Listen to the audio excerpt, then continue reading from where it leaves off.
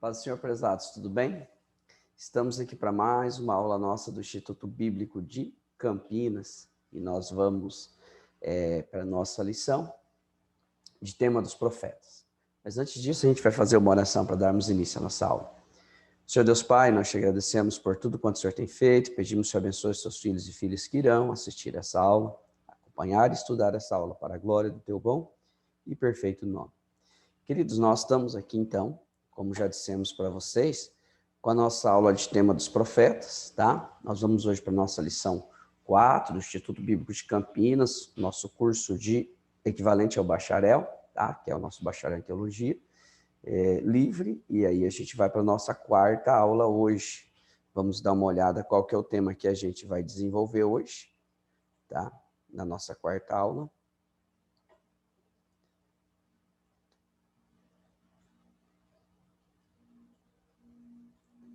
Então, nós temos aqui como tema nosso a situação espiritual nos dias de Israel. O que a gente tem que se atentar concernente a essa situação espiritual? A base de tudo isso, e aí você se atente a isso, era a idolatria. Então, a base de tudo isso era a idolatria. Mas tinha outros reflexos? Sim, entendeu? Aí a gente vai ver a base da idolatria, mas a gente vai ter outras condutas pecaminosas e outros reflexos, tá? Outras condutas pecaminosas e outros reflexos. Vai ter injustiça social, que se a gente observar, Isaías, ele vai criticar a injustiça social. E lembra que nós já estudamos nas outras aulas que Miqueias era contemporâneo, você vê que Miqueias condena a injustiça social no seu livro, tá? Então, você vai ver que há uma condenação da injustiça social, do formalismo religioso, havia isso também? Havia. Não uma ausência de verdadeira conversão, então havia. Nos dias de Isaías havia idolatria e havia muito formalismo religioso. E a gente consegue, parece que vislumbrar que nos dias de Jeremias havia mais idolatria ainda. E o formalismo religioso prosseguia. Então, assim, você consegue vislumbrar. Idolatria, formalismo religioso, era um contexto. Alguém perguntar por que da idolatria? A idolatria sempre foi um sério problema para os judeus, para os israelitas, que a gente vai usar o termo geral, né? Que a gente tem israelitas até a divisão do reino, né? A gente vai ter israelitas no norte e judeus no sul, que Israel era o reino do norte e no sul, Judá, né? Mas, no geral, vamos usar o termo de israelitas. Os israelitas sempre tiveram sério problema com idolatria, desde lá do Egito. Eles saem do Egito, você vai ver aquela perambulação ali, quando eles estavam perambulando aqueles 40 anos, quando eles saem para perambular em direção à Terra Prometida. Moisés vai lá no monte, demora um pouquinho, eles já fazem um ídolo de ouro ali. Então você vai ver que eles já têm esse problema com idolatria desde a saída do Egito. Tá, saem. Quando vão entrar na Terra Prometida, Deus diz para eles, destrua os cananeus, porque eles vão fazer com que você caia em pecado. E aí eles não fazem isso. Se você ler o livro de Josué, não dá tempo da gente trabalhar isso aqui, só estou te passando essa informação. Mas se você ler o livro de Josué, eles não vão destruir todos os cananeus. Vários versículos de Josué vai dizer que os cananeus não foram destruídos. Isso é tão verdade que se você ler Mateus 15, tem aquele fato envolvendo a mulher cananeia nos dias de Jesus. Lembra da mulher cananeia, com a filha horrivelmente endemoniada? É uma mulher cananeia. Mateus 15, só para você ver que eles não tinham expulsado os cananeus. Ó. Se você for lá em Mateus 15, só para você tirar aí sua prova, ó. Mateus 15, versículo 21. Ó. A epígrafe do meu versículo 21 é a mulher cananeia, só para você ter noção. Diz assim: partindo Jesus dali, foi para a região de Tiro e Sidom, e certa mulher cananeia. Tá? Então, os cananeus não foram expulsos, não foram destruídos. E aí, quando eles entram dentro da Terra Prometida, eles passam a absorver essa idolatria lá no ingresso da Terra Prometida. Nós estamos falando de fatos em 1400 a.C., que é o livro de Josué. Então, 1400 a.C. Um pouquinho depois, a gente vai ver um relato de Juízes. Olha os reflexos. Então, Deus disse, entra na terra prometida, destrua todos os cananeus, porque eu sei que vocês vão cair na idolatria se não destruir. Eles não destroem os cananeus. Os cananeus, algumas comunidades cananeias ficam habitando no meio deles, ao ponto de alguns que foram forçados a sair dali, vão para o norte ali, para a região de Tiro e Sidom, e se encontram a 1.400 anos depois, mais de 1.400 anos depois, nos dias de Jesus, Mateus 15, a gente acabou de ver, versículo 21, tá? Olha aqui, capítulo 3 de Juízes, ó. Então, ele entra na terra prometida, Deus diz, sai, vai entrar na terra prometida, destrua os cananeus, porque eles vão conduzir vocês à idolatria, então destrua todos. Eles vão, entram na terra prometida, não expulsam todos os cananeus, deixam algumas comunidades de cananeus no meio da terra deles, entendeu? Seria como se ficasse uma cidade vizinha aqui, Canané, e a gente aqui nessa cidade de cá. E aí os cananeus certamente vão nos influenciar. Alguns foram forçados, foram para outras regiões, mas aquela influência prosseguiu. Um pouquinho depois, olha o livro de Juízes. Josué toma a terra e os Juízes está se organizando ali ainda, né? Olha aqui, ó, capítulo 3 de Juízes, versículo 5. Assim habitaram os filhos de Israel no meio dos cananeus, dos heteus, dos amorreus, dos fariseus, dos heveus, dos jebuseus, e tomaram de suas filhas para si por mulheres e deram de seus filhos às suas filhas, e serviram aos seus deuses. Então, vamos lá. Então, a questão da idolatria em Israel é algo antigo, não é dos dias de Isaías, por volta de 700, por volta de 600 ali. Ela é do ingresso, a gente pode ir lá, ela é da peregrinação para chegar na Terra Prometida, que ele já tem aquele problema com o bezerro de ouro. E quando eles ingressam na Terra Prometida, eles não expulsam os cananeus, e eles acabam aderindo a essa conduta de idolatria dos cananeus. Comunidades cananeias passaram a viver no meio deles ali, cidades vizinhas e tal. Alguns erros, como aconteceu com os gibeonitas, que enganaram eles, e aí também não puderam ser destruídos, então fica aqui. Outros eles não conseguiram destruir, como a própria Jebus, que virou Jerusalém lá na frente, habitada pelos jebuseus, ficou ali também. Então, várias cidades cananeias, tinha cananeu até nos dias de Jesus, mais de 1.400 anos depois do ingresso deles na Terra Prometida. E isso influenciou eles caírem na idolatria? Claro, porque você está aqui, você entra na Terra Prometida, não conhece a cultura, uma comunidade agrícola escrava. Eles eram, agrícola não, a comunidade pastoral, eles a princípio eram uma comunidade nômade de pastores. Nômade, ó, deixo minhas ovelhas aqui comendo, meu gado aqui comendo, depois vou para ali, come ali, e para lá e para lá. Então, de nômades, que fica circulando, né? Chamam seminômades, que tem, os estudiosos gostam de classificar grandes nômades, que é aqueles que vivem no deserto, seminômades, que é aqueles que ficam circulando onde tem menos, não é tão árido assim e tal, e aí eles vão para o sedentário, que somos nós, que ficamos numa cidade. Eles gostam de classificar isso.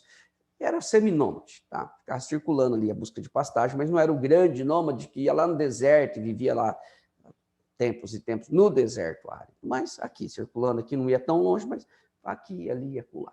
Então, eles entram ali, são uma comunidade pastoral, tipo de pastores, né? Criadores de gado, de animais, e eles vão para o Egito, aquela questão do José, ficam lá por cerca de 400 anos, num dado momento eles viram escravos, e vão passar a construir as grandes obras do Egito. Eles saem de lá como escravos e que construíam grandes obras e com aquela raiz de criadores de gado, de animal, né? De seminômade.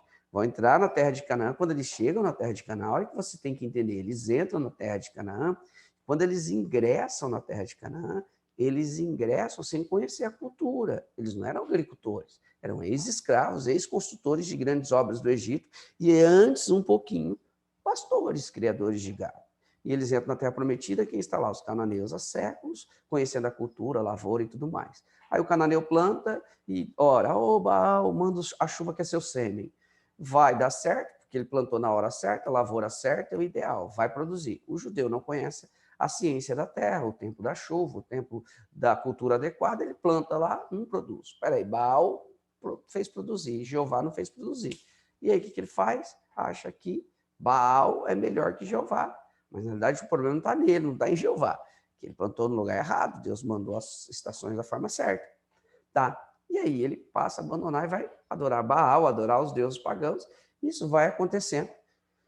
Lá nos dias de Salomão, 1 Reis 11, a gente vê, aí já estamos no Reino Unido, a gente está lá, sai do Egito, a peregrinação tem problema com idolatria, entra na Terra Prometida, não expulsa os cananeus passam a habitar como vizinho, casam e dão em casamento, se aliam, fazem alianças, fazem vínculos familiares com os cananeus influenciam na idolatria, parte já começa a cair na idolatria aí. O livro de Juízes já é um livro de pecado, arrependimento, pecado, castigo, arrependimento e livramento, ou seja, eles pecam na idolatria, Deus castiga, eles se arrependem, Deus livra esse círculo vicioso. Vem o período de Juízes, Saul, Davi não tem esse problema com idolatria, mas Salomão, seu filho, depois do período do Juízes, nós estamos no período dos reinos, no Reino Unido, seu filho, Salomão, um problema sério com idolatria.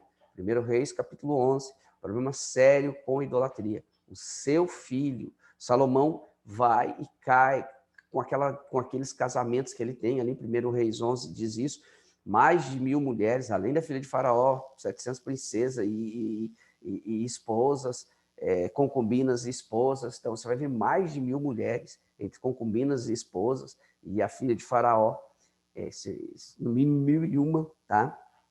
1 Reis 11, e há várias dessas mulheres gentias, e a Bíblia diz que essas mulheres induziram ele a cair na idolatria, já em um período de idade avançada, ele cai na idolatria, Deus fala que vai rachar o reino, racha o reino, o próprio Salomão foi influenciado pela idolatria, o reino do norte, que é o que vai antes de 722 para a Síria, ele já começa com problema, porque Jeroboão viu que o pessoal ia para o sul adorar lá no templo, ele ia ter problema, ele constrói 2 templos pagãos, um em Dan no sul e um em Betel no norte, para que o povo adorasse os bezerros de ouro, voltasse à antiga idolatria lá da peregrinação do deserto.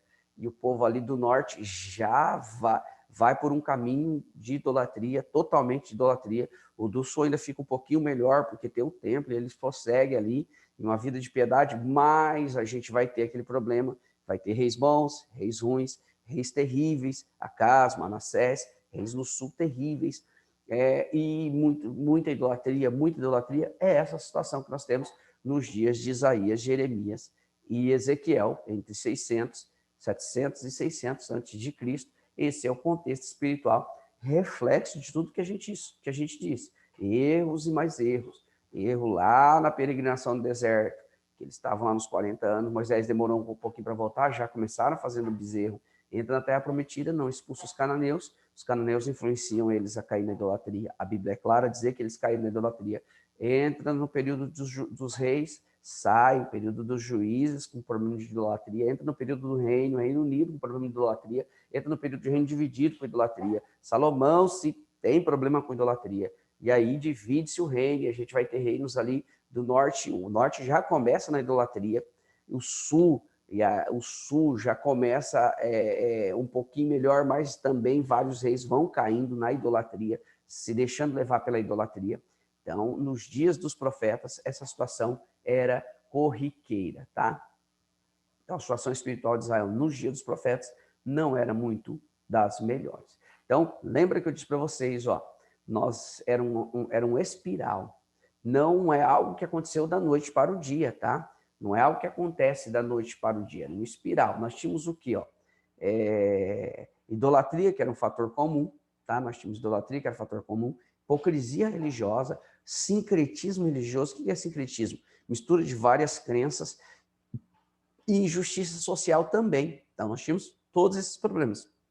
Idolatria era um fator comum. Nós tínhamos sincretismo religioso, que é reflexo da idolatria. O que é sincretismo religioso? Mistura de várias crenças. É um reflexo da idolatria. O que a gente vai ter mais, professor? Injustiça social, que era consequência, formalismo religioso, hipocrisia religiosa. Todas essas eram manifestações religiosas da época. Um espiral desastroso, um abismo chama outro abismo. Pode observar que aquilo que eu digo aqui no texto, ninguém deita crente e acorda desviado. Ninguém deita servindo a Deus e acorda apóstata. Ninguém. Apostasia, ela é uma conduta de afastamento de Deus paulatino. A pessoa vai devagarinho se afastando do ponto que Deus queria que ela tivesse. Ninguém se apóstata da noite para o dia. Apostasia, desligar-se do que estava ligado antes, religiosamente, na fé, é algo que vai acontecendo paulatinamente. A pessoa vai dando um passo, e outro passo, e outro passo, e vai se distanciando de Deus e se aproximando do abismo. Então, ela vai se distanciando de Deus, vai fazendo, tomando condutas que cada vez mais ela vai dando passos que vai fazendo com que ela fique distante de Deus. Foi isso que aconteceu, lembra que nós falamos? Sai do Egito, tem o boi, lá na peregrinação, entra na Terra Prometida, não expulsa o cananeu, se envolve. E aí, nos períodos dos juízes, nós vamos ver esse problema reiterado de idolatria. E aí chega ali no Reino Unido, Salomão se envolve com aquelas várias mulheres ali e acaba caindo, o reino desandando mesmo, tá? Nos dias de Isaías, um dos problemas é o sacrifício com base de troca. Se você pegar o capítulo 1 de Isaías, isso é muito claro aqui no capítulo 1 de Isaías. Deus chega a dizer para os judeus, aqui para os judeus, né? Que seria o sul onde estava o templo, né? Isso é uma advertência para quem estava no sul onde estava o templo. Capítulo 1, versículo 11, Deus diz assim, ó: de que me serve a multidão dos vossos sacrifícios, diz o Senhor. Já estou farto dos holocaustos de carneiros e gordura de animais cevados. Não folgo com o sangue de bezerros, nem de cordeiros, nem de bodes. E aí pergunta-se, mas espera aí, o capítulo 1, versículo 11, parece que Deus estava rejeitando o sacrifício deles, mas não havia sido o Eterno que mandou que eles sacrificassem. Aí nós temos a figura dos levitas, sacerdotes oficiando. Não foi o Eterno que mandou que eles sacrificassem? Por que Deus diz aqui, ó, que não servia para nada a multidão de sacrifício? Ou seja, eles tinham muito sacrifício, uma multidão de sacrifício. Deus está dizendo, olha, a multidão de sacrifício de vocês, de que me serve essa multidão de sacrifício? O holocausto de carneiro, gorduras de animais, cevados, sangue de bezerro. De que adianta tudo isso? Espera aí, mas não foi Deus quem mandou eles sacrificar? Não foi Deus lá, desde Êxodo, vem se estabelecendo, Êxodo, Levítico, Número, Deuteronômio, vem estabelecendo toda a liturgia ali, principalmente em Êxodo, principalmente Levítico, toda a liturgia ali do sacrifício, do sacerdócio levítico, araônico, né, do sacerdócio araônico, toda aquela liturgia do sacerdócio. Não foi Deus que estabeleceu tudo isso? Por que Deus chega aqui em Isaías, 700 anos depois, né, esse estabelecimento ali do sacerdócio araônico ali, a liturgia, a atuação dos levitas ali no livro de Levi, um pouquinho antes começa ali em Êxodo, aquilo ali na lei, aquele estabelecimento de toda o sacerdócio e a liturgia foi feito mais ou menos entre 1400, um pouquinho antes, ali 420, 430 mais ou menos, que foi o período que foi escrito, que eles estavam nos 40 anos de peregrinação, e foi o período que foi escrito os livros ali, o Pentateuco ali, menos Deuteronômio, que foi mais para o finalzinho ali, próximo de 1400. Mas então, Isaías está em 700, e Deus está dizendo que em 700, antes de Cristo, que não estava querendo sacrifício, que ele tinha determinado 700 anos antes.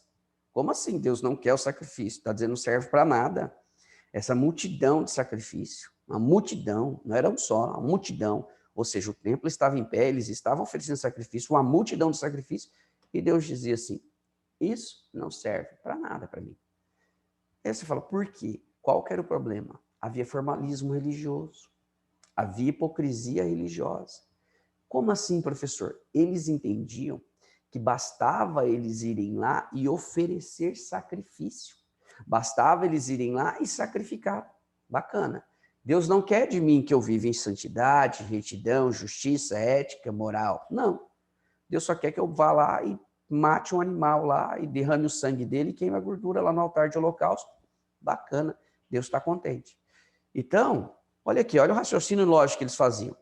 Se eu compenso o meu erro com a morte de um animal, basta eu ter o animal que eu já tenho um erro garantido. Já posso errar. Como assim, professor? Ué, vamos lá. Só para você entender o raciocínio que se desenvolve, um raciocínio lógico, né? Um silogismo. Ó. Olha o silogismo. Ó.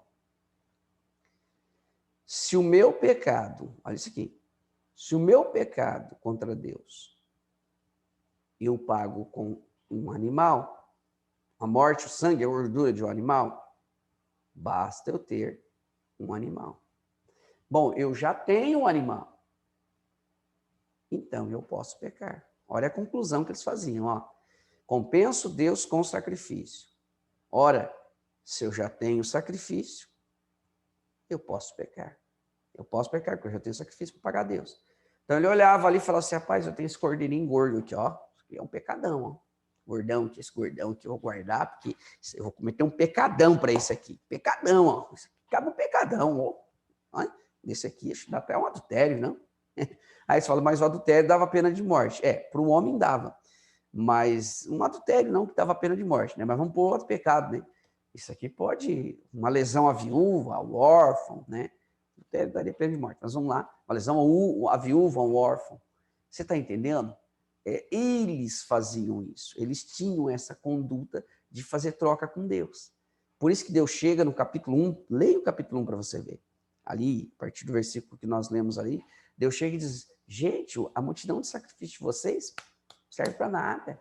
Eu estou cansado, vocês estão usando como base de troca, formalismo religioso. Você acha que quer me compensar com sacrifício? Olha aqui, Deus, olha o raciocínio que eles tiveram, presta atenção nisso aqui. Deus exige que quando eu peque, eu compense ele com um sacrifício. Se eu já tenho sacrifício, eu posso pecar. Ou seja, se eu pecar, é só ir lá oferecer um sacrifício. Se eu já tenho um animal e não pequei ainda, eu posso pecar para ir lá e usar esse animal. Porque eu já tenho como pagar a Deus. Olha, eu não pequei ainda, mas eu já tenho um animal, então eu tenho como pagar a Deus. Então eu tenho um pecado garantido aqui, guardadinho aqui. Está engordando esse pecadinho aqui. Porque aí eu estou engordando ele aqui. Quando eu pecar, eu vou lá. Deus, está aqui, ó. Pequei ali, eu vim pagar o Senhor pelo pecado que eu fiz aqui, esse animalzinho aqui, mata ele, esparge o sangue aí, queima a gordurinha aí, e a gente está 100%. O Senhor não tem que cobrar mais nada de mim, porque eu já cumpri a minha parte, eu já fiz, formalismo religioso, eu já fiz a minha parte, que é trazer o animalzinho para o Senhor, e matei ele aqui, o sanguezinho foi espargido ali, a gordura foi queimada, ó, que cheiro bom de gordura, ó, tá aí, excelente, Deus, estamos 100%? Estamos 100%?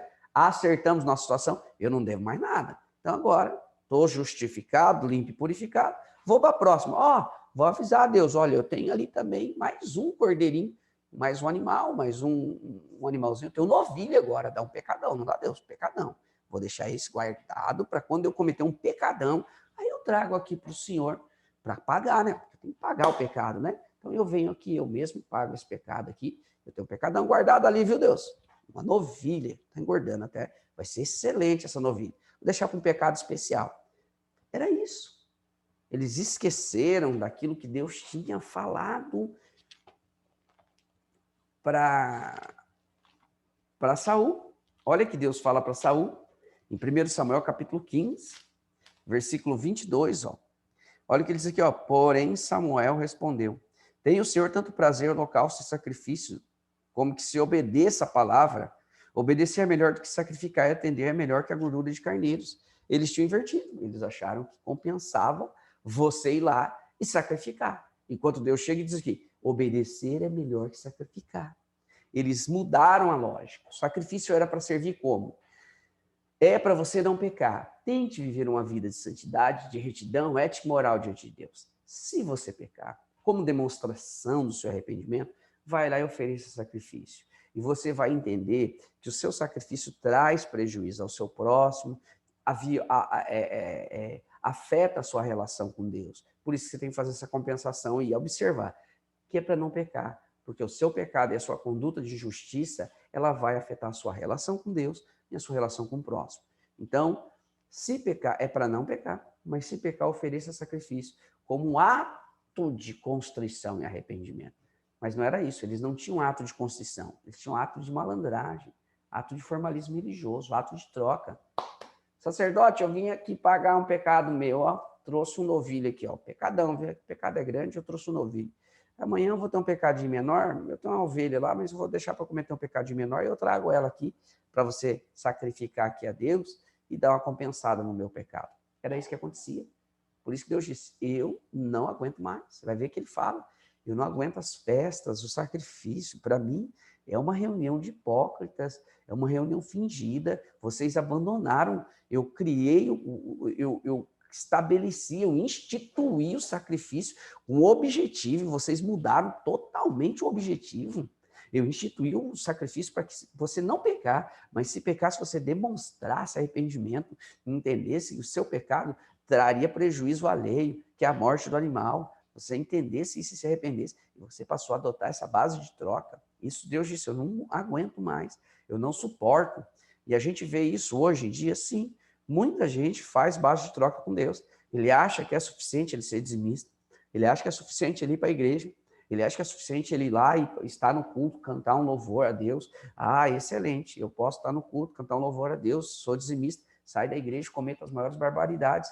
Nós temos formalismo religioso hoje, muito, faça uma análise que você vai ver. A gente tem muito formalismo religioso, pessoas que acreditam que basta ele ir para a igreja e oferecer o culto dele a Deus, que é o culto racional, sacrifício vivo e agradável a Deus. Eu sou o sacrifício, eu estou aqui na igreja e já fiz o meu sacrifício, e agora eu vou para casa, e essa semana eu vou cometer as maiores barbaridades, até que o próximo domingo eu venha compensar a Deus pelos meus erros da semana, e não me arrepender, e não mudar de vida, e não ter uma conduta reta, íntegra e moral diante de Deus, em santificação, como a Bíblia exige. Não, não. O negócio é pagar a Deus. Olha, e eu vou pagar um pouquinho mais, que agora eu vou dar o dízimo essa semana, trazer umas ofertinhas, umas moedinhas, e vou comprar Deus. Observe que a gente tem muito desse formalismo religioso. Pessoas que querem comprar Deus com o seu culto, pessoas que querem comprar Deus com a sua oferta, mas não mudam de conduta, mas não mudam de comportamento. Isso que tinha lá nos dias do profeta Isaías, nos dias do profeta Ezequiel, nos dias do profeta Jeremias,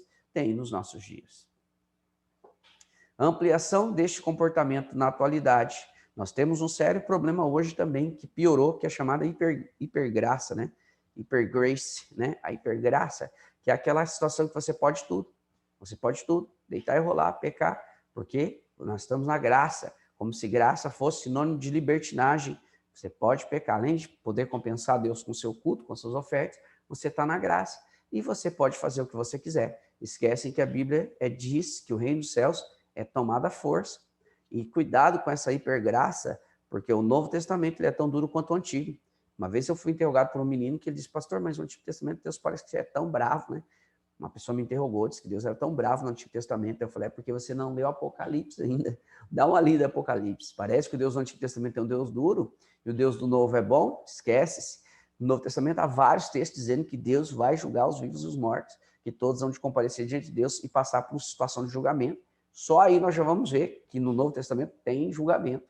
Deus cobra também. E quando você pega Apocalipse ali e vê os selos, as trombetas e as taças, você entende o juízo de Deus é tão intenso quanto no Antigo. É que vai vir tudo no mesmo tempo, tá? Então, cuidado com esse negócio de hipergraça aí, tá? A hipergrace aí. Cuidado com essa questão dessa hipergraça aí. E por quê? Porque Paulo diz em Romanos que não devemos pecar porque estamos debaixo da graça. De modo nenhum devemos pecar. Vamos lá. Dissimulação dos judeus, ó. O meu amado teve uma vinha. A vinha do Senhor dos Exércitos é a casa de Israel, e os homens de Judá são as plantas das suas delícias. O que estava acontecendo aqui? Deus compara os judeus aqui a um pé de uva. Ele disse, eu plantei uma vinha, eu plantei um pé de uva, mas ao invés dela produzir uvas boas, ela produziu uvas bravas. O que Deus queria dizer com isso, produzir uvas bravas? Deus queria dizer que eles estavam produzindo, mas estavam produzindo algo inútil, que é pior do que não produzir. É uma dissimulação, meu irmão, é terrível. Presta atenção, você passa ali e vê, olha, está produzindo, tem fruto.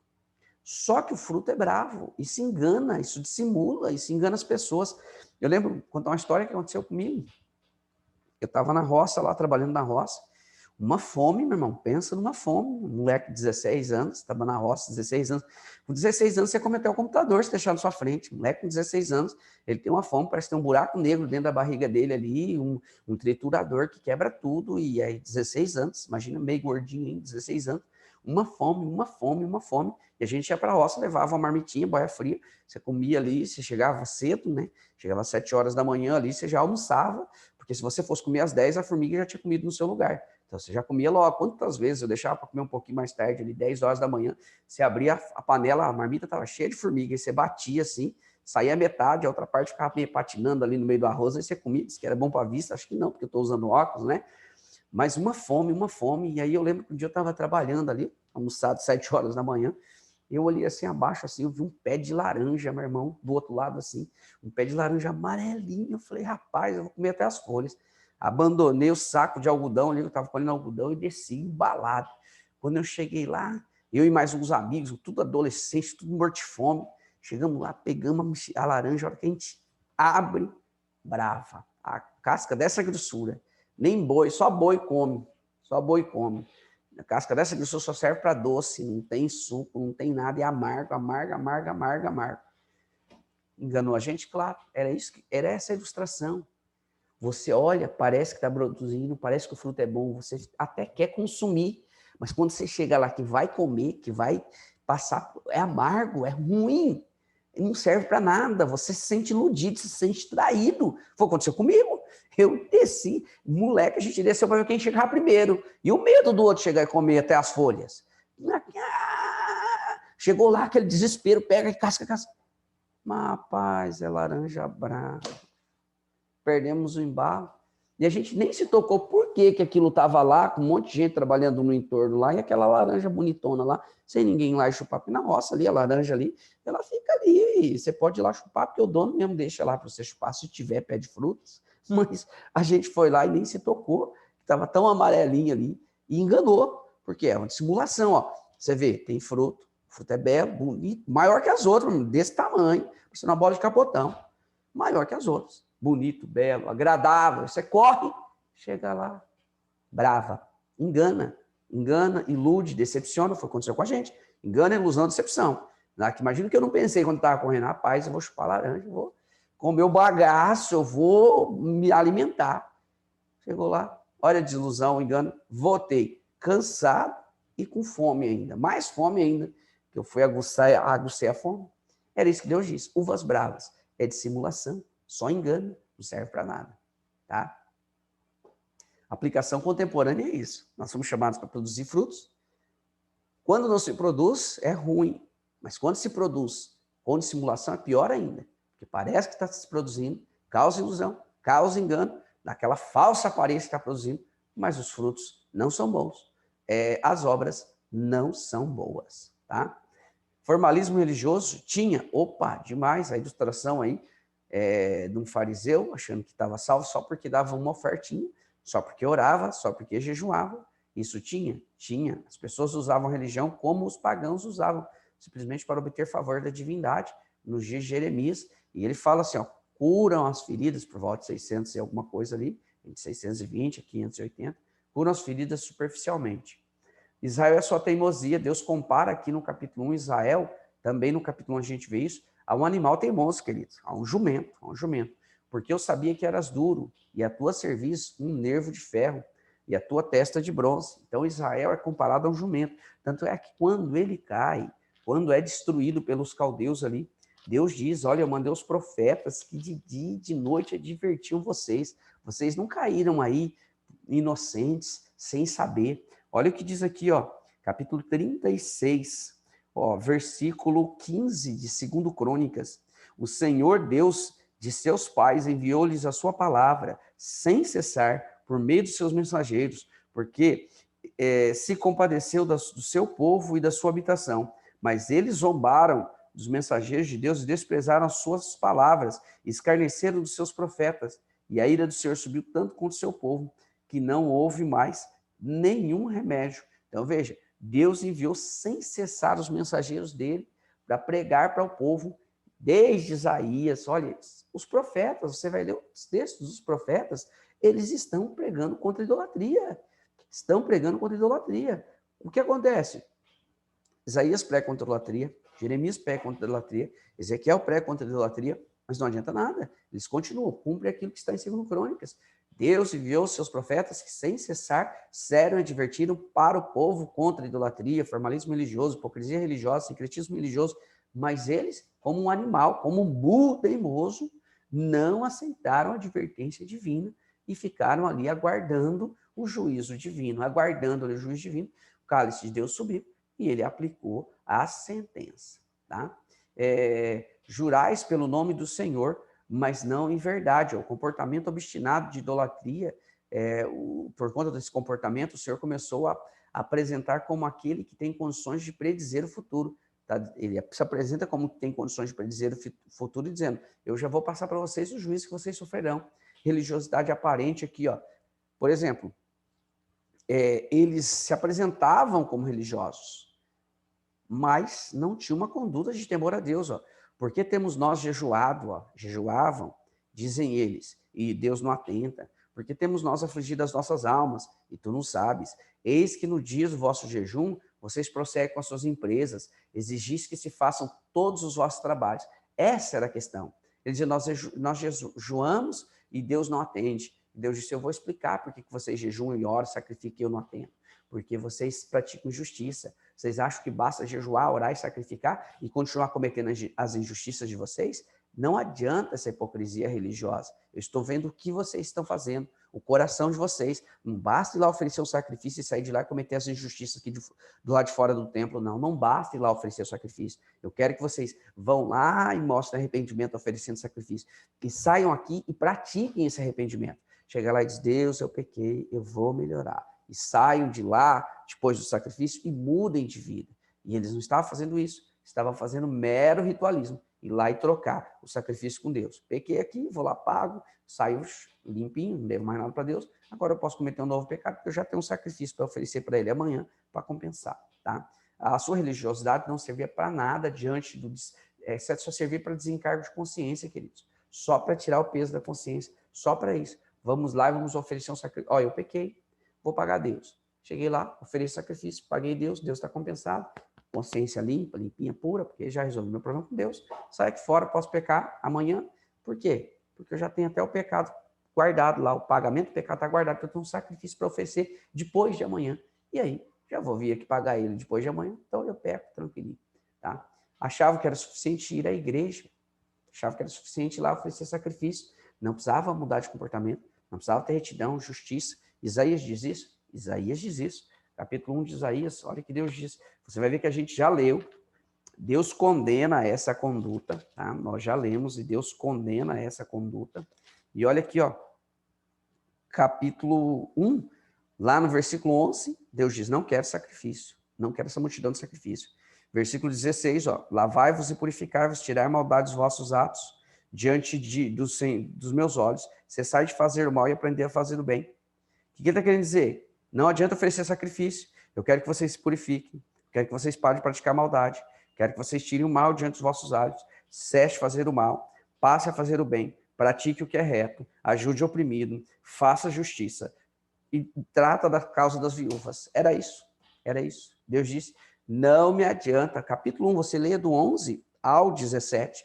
Deus diz, não me adianta essa multidão de sacrifício, essa base de troca, essa hipocrisia religiosa, com essa justiça social que vocês andam cometendo. Eu não quero isso, eu não quero troca, eu quero arrependimento e conversão. De que me adianta essa multidão de sacrifício? Eu não quero isso, eu quero que vocês pratiquem, eu quero que vocês obedeçam. Obedecer é melhor do que sacrificar. Abandona isso aí. Lá, purifica, eu quero que vocês se purifiquem, tira a maldade dos vossos atos, deixe de fazer o mal, passe a fazer o bem, pratique o que é reto, ajude o oprimido, faça justiça ao órfão, ajude a viúva, trate das causas da viúva. É isso que eu quero de vocês. De nada adianta essa hipocrisia religiosa. De nada adianta essa hipocrisia religiosa. O pecado ocasionava o afastamento de Deus. Isaías chega e fala assim, ó, Deus está disposto a salvar, Deus está disposto a alcançar, Deus está disposto a ouvir vocês, mas as vossas iniquidades fazem separação entre vós e o vosso Deus. Isso também está relacionado com o pecado original, que nós sanamos através de Cristo Jesus. Nos dias de Jeremias, a apostasia continuava. Isaías, 700. Jeremias, cerca de 100 anos depois, continuava a apostasia. Estamos 700, 600, mas você vai ver que Isaías é 640, que é 740, mais ou menos a 680. Jeremias 620 a 580, mais ou menos ali. Mas vamos pôr números fechados, por volta de 700, por volta de 600, para a gente ter uma noção. Ó, Deus chega a dizer aqui, ó, no capítulo 2, versículo 11, ele diz assim, ó, houve alguma nação que trocasse seus deuses, postos não serem deuses? Todavia o meu povo trocou a glória pelo que é de nenhum proveito. O que Deus fala aqui? Pessoal, dá uma volta. No capítulo 2 ele fala isso. Dá uma volta por aí, em todos os povos pagãos. Vocês vão andar e vão pesquisar. Pesquise isso.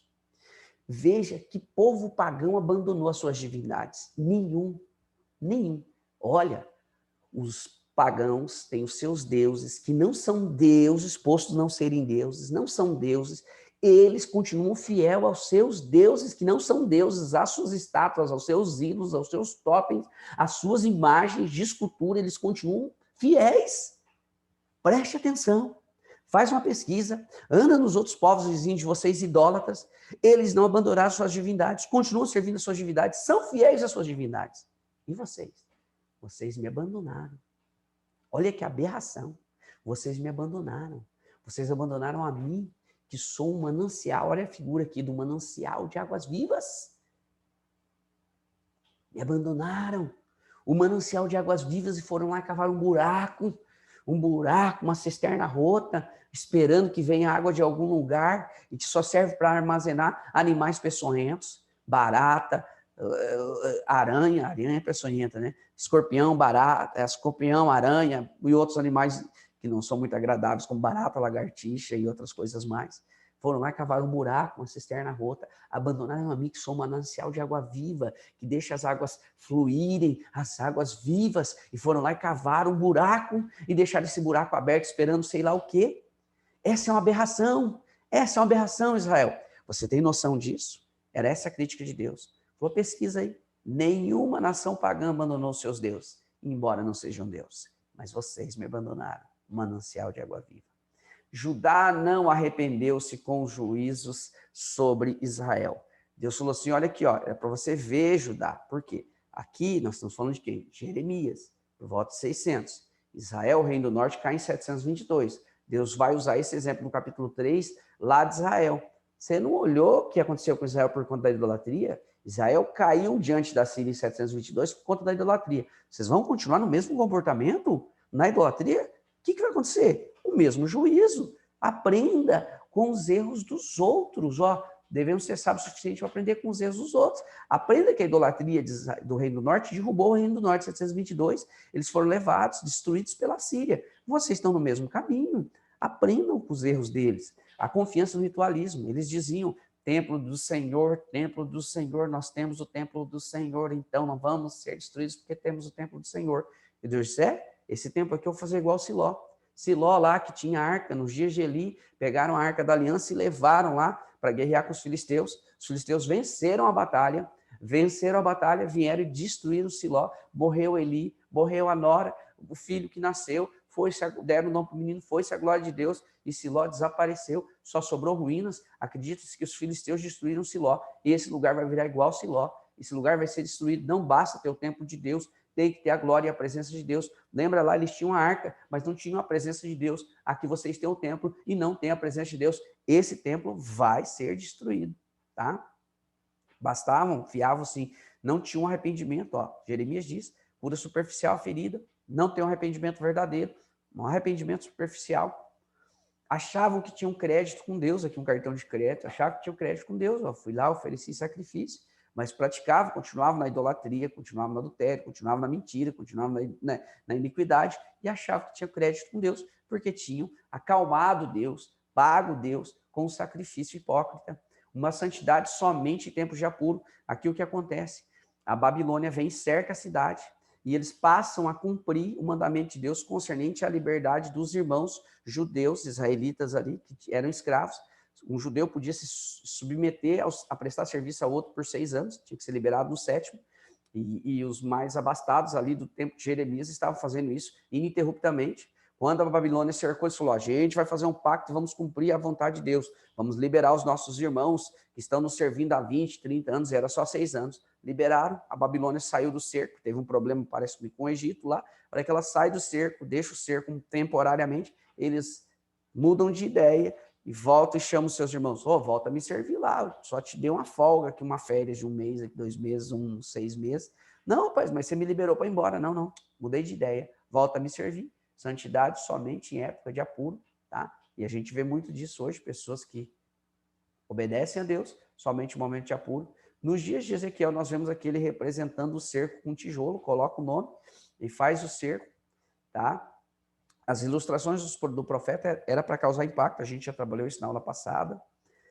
O juízo divino prossegue, ele vai lá, rapa o cabelo da cabeça, da barba aqui, faz 3 montinhos. Um terço seria morto a peste, outro terço morto a espada, ou a peste, a fome e a espada, e outro terço seria espalhado, que seriam os judeus da diáspora, que estão no mundo inteiro, e a gente vê isso lá em Atos 2, tá bom? A glória do Senhor se retira do templo, isso era uma demonstração clara relacionada a Jeremias, ó. Temos o templo do Senhor, temos o templo do Senhor.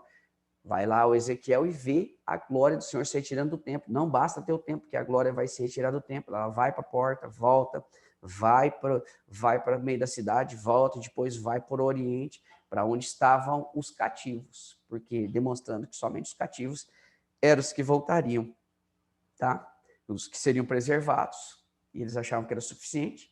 Profecia sobre Jerusalém, que é comparada a uma outra videira aqui, mas agora essa videira não tinha fruto e também as suas galhas, sua madeira não servia para nada, por isso seria destruída, apresentando o juízo divino contra eles.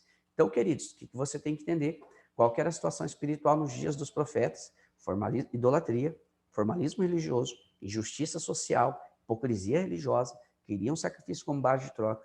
Tudo isso ocasionou aquilo que nós vemos na Lamentação de Jeremias, a destruição de Jerusalém, e as pessoas chegaram ao ponto de praticar antropofagia.